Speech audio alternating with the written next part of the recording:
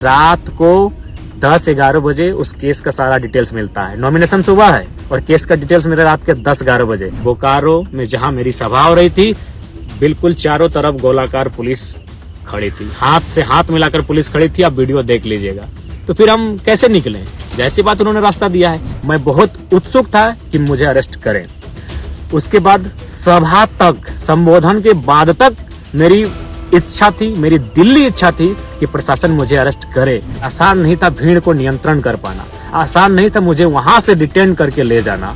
क्योंकि आप भी जानते हैं, आप हमें पसंद करें या ना करें, मैं ये अपने आलोचकों के लिए और विपक्ष के लिए कहना चाहूंगा, लेकिन ये आपको मानना होगा, आज लोगों के आशीर्वाद ने मुझे झारखंड का जननेता बनाया है। झारखंड की राजनीति में तूफान लाने वाले जयराम महतो गिरिडीह सीट से नामांकन करने के बाद से ही काफी चर्चा में है। नामांकन करने के पूरे दिन गहमा गहमी को लेकर काफी चर्चाएं रही थी। नामांकन पत्र से लेकर पुलिस की गिरफ्तारी के डर से भागने तक की बातें कई मीडिया रिपोर्ट्स में दर्ज हैं। इन तमाम कयासों और अटकलों पर अब खुद जयराम ने सामने आकर विराम लगा दिया है।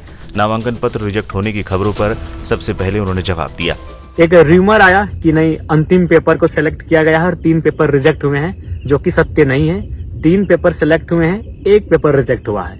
अब रिजेक्ट क्यों हुआ है, थोड़ा सा कारण बता देते हैं कि बहुत सारे लोग कहने लगे कि पढ़े लिखे नौजवान और गलती कर रहे हैं। तो एक बात क्लियर आप जान लीजिए कि नॉमिनेशन फॉर्म वकील भरते हैं, और जो वकील रहे या कोई रहे, सबसे पहले उनका धन्यवाद। कुछ त्रुटियां हो जाती हैं, मानवीय भूल हो जाती हैं। तो समस्या ये थी जिस फॉर्म को रिजेक्ट किया गया कि उसमें हस्ताक्षर यानी नाम, वोटर आईडी का पार्ट नंबर, सीरियल नंबर किन्हीं और का था और हस्ताक्षर किन्हीं और का बाय मिस्टेक इसलिए हुआ था क्योंकि हमने लगभग 2-3 दिनों में 5 बार हम लोगों ने पेपर में केस के सिलसिले में रिजेक्ट किया था, काटकूट किया था। क्योंकि नया नया केस हमें मिलता जा रहा था और नया नया फॉर्म बनता जा रहा था और बार बार फिर प्रस्तावकों का साइन लेना पड़ता था। विधानसभा घेराव केस को लेकर भी जयराम ने साफ किया कि उन्हें केस की जानकारी रात में हुई थी, इस वजह से नामांकन पत्र में उसका जिक्र था। जयराम ने इस दौरान पुलिस की गिरफ्तारी की टाइमिंग पर भी सवाल उठाए। यदि डिटेन ही करना था, यदि वारंट ही निकालना था, तो 2 साल के दरमियान मैंने नहीं करने से भी 2-2.5 हजार सभा किया है। उस दरमियान अरेस्ट करते, चतरा नॉमिनेशन के समय अरेस्ट करते, हजारीबाग नॉमिनेशन के समय अरेस्ट करते। लेकिन खैर, साजिशें बहुत गहरी हैं, साजिशों का जो जड़ है वो बहुत दूर तक फैला है। लेकिन उम्मीद है कि हम लोग भी बीज हैं, दबेंगे नहीं, पुनः उग जाएंगे। तो ये केस का डिटेल है। मैं मानता हूं केस की जानकारी मुझे बिल्कुल 30 तारीख को कंफर्म हुई है, और 30 तारीख को जैसे ही कंफर्म हुई, अगले दिन नॉमिनेशन के दिन हम लोग अपना फॉर्म को चेंज किए, उस पेज को, और नया पेज प्रिंट आउट करके निकाले, उसमें केस के डिटेल्स को भरे और फिर मैंने अपना हस्ताक्षर किया। ये रियलिटी है, ये फैक्ट है। नामांकन के दिन पुलिस की गिरफ्तारी के डर से भागने के आरोपों पर बोलते हुए जयराम ने कहा, बोकारो में जहां मेरी सभा हो रही थी, बिल्कुल चारों तरफ गोलाकार पुलिस खड़ी थी, हाथ से हाथ मिलाकर पुलिस खड़ी थी। आप वीडियो देख लीजिएगा। तो फिर हम कैसे निकले? जैसी बात उन्होंने रास्ता दिया है, जी हाँ, उन्होंने ही रास्ता दिया है। मैं स्वयं उस वीडियो को वायरल करूंगा। 1.5 लाख की भीड़, और पुलिस कितनी थी? 1.5 हजार।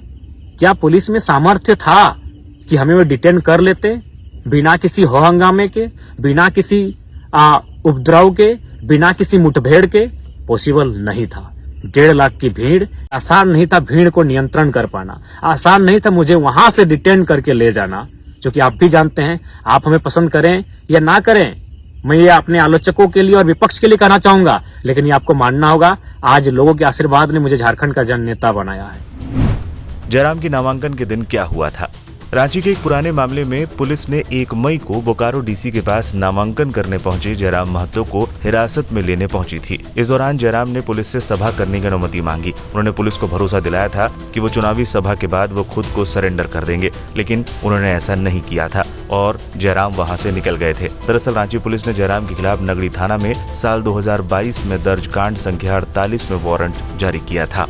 स्कॉर्पियो के बोर्नेट से मैं निकला हूँ। उसके बाद फिर मैं नीचे बैठा और निकलते रहा, और बिल्कुल पुलिस चारों तरफ थी भैया। भागना मतलब कि उड़ के जाते तो भागा मानते, नीचे सुरंग बना के जाते तो भागा मानते।